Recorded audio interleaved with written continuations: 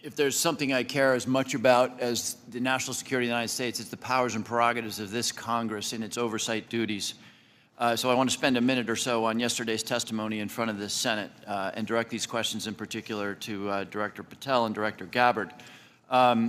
Yesterday, Senator Heinrich asked, did this conversation, referring to the signal chat, include information on weapons, packages, targets, or timing? Director Patel, you said not that I'm aware of. Director Gabbard, you said same answer. This morning we learned that the signal chat included the following update, forward-looking update from the Secretary of Defense. Time now, 11:44 Eastern Time. Weather is favorable. Just confirmed with CENTCOM. We are go for mission launch. 12:15 Eastern Time. F-18 launch. First strike package.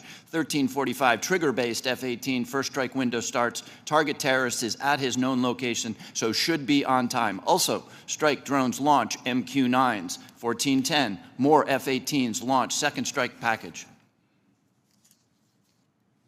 Do either of the directors want to reflect on their testimony yesterday in the context of what I just read?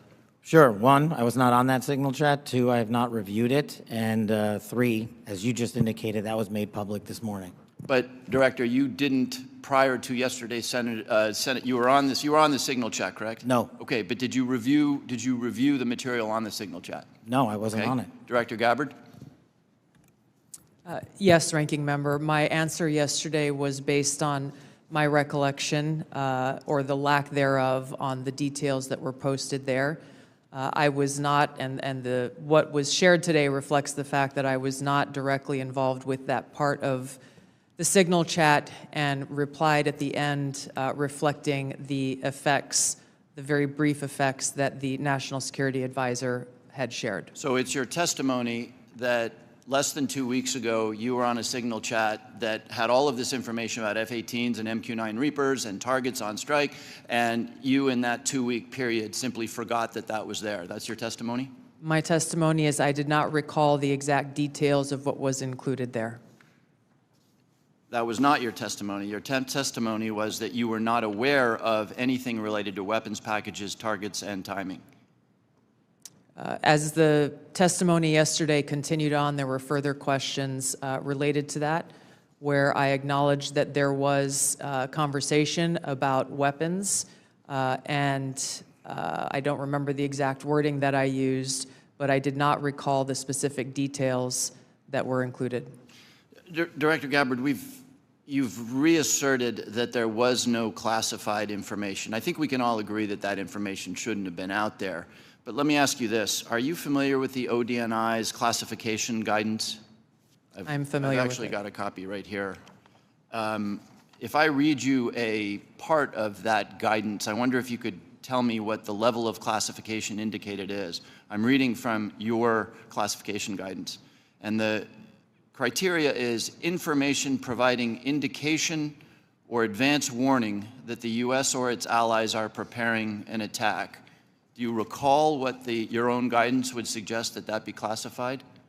I don't have the specifics in front of me, but it would point to what was shared would fall under the DoD's classification system and the Secretary of Defense's authority. So let me help you, because there's a very clear answer. And what is not.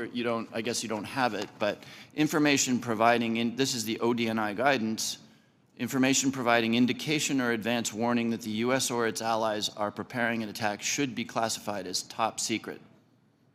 Do you disagree with that? I don't disagree with that. I just point out that the DoD classification guidance is separate from the ODNI's classification guidance. Do you think it would be materially different? Ultimately, the Secretary of Defense holds the authority to classify or declassify. Do you think it's likely that DoD guidance is materially different from what I just read? I haven't reviewed the DoD guidance, so I can't comment.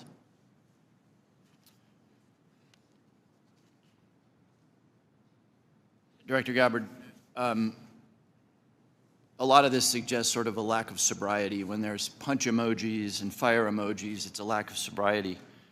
I don't mean that literally. But I have one last question for you, because I think people really listen to what you have to say. You, on March 15th, as DNI, retweeted a post from Ian Miles Chong, who is listed on RT, that's Russia Today's website, as, quote, a political and cultural commentator who has contributed content to RT since at least 2022. Director Gabbard, do you think that it's responsible for you as head of the intelligence community and the principal presidential intelligence advisor to retweet posts from individuals affiliated with Russian state media? That retweet came from my personal account, and I would have to go back to look at the substance of the tweet. Can I, just so that we don't have a lack of confusion amongst our allies and enemies and us, can I act perhaps that you not think that you should be saying one thing on your personal account than you say officially? I maintain my First Amendment rights to be able to express my own personal views on different issues. Thank you. I yield back, Mr. Chairman.